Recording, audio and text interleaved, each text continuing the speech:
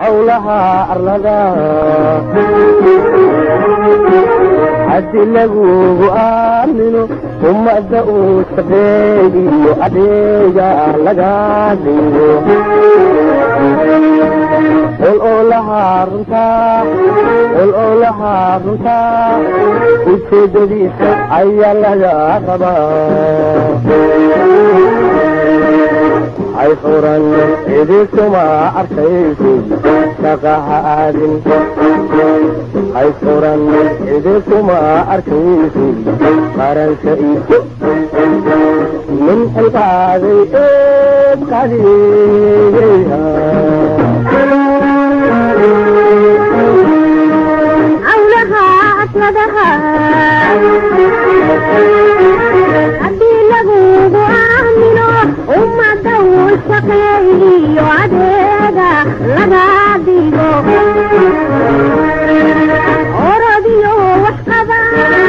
orodiyo wax qaba aslubsanan ayaa laga rabaa. bismi illaahi raxmaani raxiim. daawadayaasheena qiimaha leh warsan TV, assalaamu calaykum waraxmatullah. meel kastoo aad naga daawanaysaan haatan waxaad ku soo dhawaataan barnaamijkeeni runta ka sheeg ee aad ugu barateen in aan idinka baahino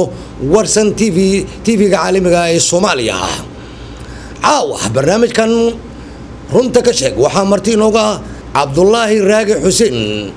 oo xubinka ah golaha dhexe ururka isbahaysiga dib u xoreynta Soomaaliya oo istuudiyahayna warsan TV caawa marti inooga ah. mudane Cabdullaahi, habeen wanaagsan. mudane waxaad xubin ka tahay golaha dhexe ururka isbahaysiga dib u xoreynta Soomaaliya fadhigiisu yahay magaalada Asmara ee dalka Eritrea. dhowaan waxaan la soconaa in shir dib u heshiisiin lagu soo gabagabeeyay ama heshiis lagu gaaray dowladda federaalka ee Soomaaliya iyo mas'uuliyiin sare oo ka tirsan ururka isbahaysiga. mudane waxaanu la soconaa ururka isbahaysiga fadhigiisu yahay Asmara in marar badan ee uu diidanaaba in dib u heshiisiin ama shirar la isugu yimaado isagoo markaas shuruudo ama duruufo kala duwan markaas soo bandhigayo sababaha uu diidayba. haatan shirka Jabuuti waxaa la leeyahay ururku mas'uuliyiintiisii degdeg ayay ku ogolaadeen shirka inay Jabuuti yimaadaan iyadoo dadka Soomaalida ay lama filaan ku noqotay shirka naftirkiisa dib u heshiisiinta. maxaa ururka waqtigan soo dadejiyay? ma culeys baa dibadda idinka yimid? waad mahadsantihiin bahdeena warsan TV iyo shaqaalaheeda iyo wariyaashiisa iyo gaar ahaan raggiina isku kalifeen aad maaragtay ummadda wargelisaan. waxaan idiin rajaynaynaa inaad shaqadiina iyo aada u gudataan dadka Soomaaliyeed sidaad uga haqabtiri lahayseen warbaahinta.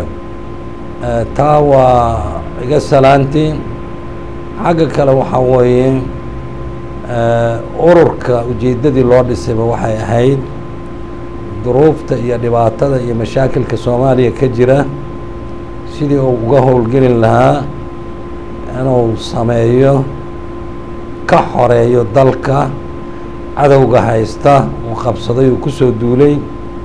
hadafkiisu loo dhisay sidaas bay ahayd. ururka xaruntiisa ama saldhigiisana wuxuu ahaa waa magaalada Muqdisho waaye sida xeerku uu qorayo. Asmaro waa lagu aasaasay, waa lagu dhisay isbahaysiga. waxaanayba ahayd degdeg ma ahayn, waa nagu dheeraatay muddada inaan caalamka gaarsiino dhibaatada iyo duruufta Soomaaliya haysata, taasoo lagu ballamay si degdeg ah in caalamka loogu bandhigo. marka muddo badan inay nagu qaadatay oo ilaa 10 bilood ku dhowaada ayay u eg tahay, annagoo rabnayba in waktiga ugu sahlan aan caalamka ku gaarsiino dhibaatada Soomaaliya ka jirta. marka culays ma ahan inaan nala ku saara annaga culayskii Soomaaliya iyo dhibaatadii ka jirtay ayaa caalamku nala arkay gartay in meesha wax ka qaldan yihiin sidaa darteed isbeddel caalamiya oo ku wajahan soomaaliya ayaa sida aad la socotaba wariye cali ayaa jira marka sidaas baa keentay in muuqaal degdeg uu ka soo baxo shirkii Jabuuti marka annaga daqti nala saaray ma ahane isbeddel caalamku ay sidii runta ahayd arkeen mudane haddii aan kaa dhex galno caalamka goormo qaladka ma wuxuu u arkay in joogitaanka Ethiopia hadda marar horena waxaanu la soconnaa in isla caalamkii uu yiri in dawlad ku meel gaarka iyo baarlamaankeeduba ay u yeerteen ciidamada Ethiopia ay xaq u leeyihiin arintu ma tanaaqud baa موقفك أو عالمك وامحي مركب إثيوبيا جوجتان كذا خلط وهذا واركي وحكستو ساسا إذا ولا فهم يا عالمك واحد قرتين إن ولا كان ستأمر برلمان هذا ودولة هذين أي كوينت أود إثيوبيا دني هذا أي كوينت عدو لماذا الصومالية وقبان أي كوينت حسوق أي جيسانيان haddana ay garteen inaanay xadeen karin qoladii keensatay ka amar qaadan ayagu ku amar ku taagleeyaan dhibaato baaxad weyn ay ka sameeyeen oo midii ay markii hore ugu marmarsoodeen way jirtaa ka bedelan oo ka ballaaran inay geysteen baa caalamku arkay caalamku waa barnaamij waa la tusi karaa rasalkiisa qalad iyo sax wixii ka yimaadna way ku xisaabtami karaan marka sidii wax u dhaceen ama wax u bilowdeen iyo marxaladda hadda halka ay marayso ogaal badan bay u noqdeen ama UN ka noqoto ama majliska amniga ha noqoto golaha ammaanka ama ha noqoto ururada caalamiga ah ama dawladda ha noqoto marka isbeddel in xaqiiqdi ama dhabti la arkay ayaa jirta saa darteed inay ka indhaqarsadaan ama beentii la sii wado waa ka hor yimid caalamku saa darteed isbeddelku wuxuu ka yimid xagga caalamka ayuu ka yimid mar alla markii heshiiska uu soo baxayba durbadiiba kala jab ayaa ururka isbahaysigu Asmara iyo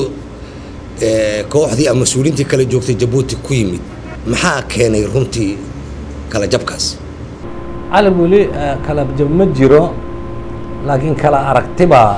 جرته يدو هدف كجود أو يهي هلكي مركي هرب أورك الله أساسي وأهيد إن لقى حرية وضن كعيدا مدى إثيوبيا هدف سارتان كإثيوبيا أيا لقى مديسية مركا آمين درة أمد الصومالية ku dhacday ama xaaladda dhabta oo ay og yihiin oo Ethiopia ayaanay aaminsanayn Ethiopia wada hadal inay ku baxayso saa darteed daqti shacabka ama waxa la yiraahdo culays Ethiopia oo ay dareensan yihiin inaanay sidaa ku baxayn fikri ah uu jiraa khasaaraha iyo dhibaatada socota Soomaaliya iyo dhaqaalaheedii iyo dalkeedii bay ku socdaan si marqaati adduunku ka yahay hadday baxaysana ha ku baxdo haddii ay joogtana adduunku caalamku ha nooga marqaati ahaado oo ha nalala ogaado mabda'ahna wuu jiraa marka waxaad moodaa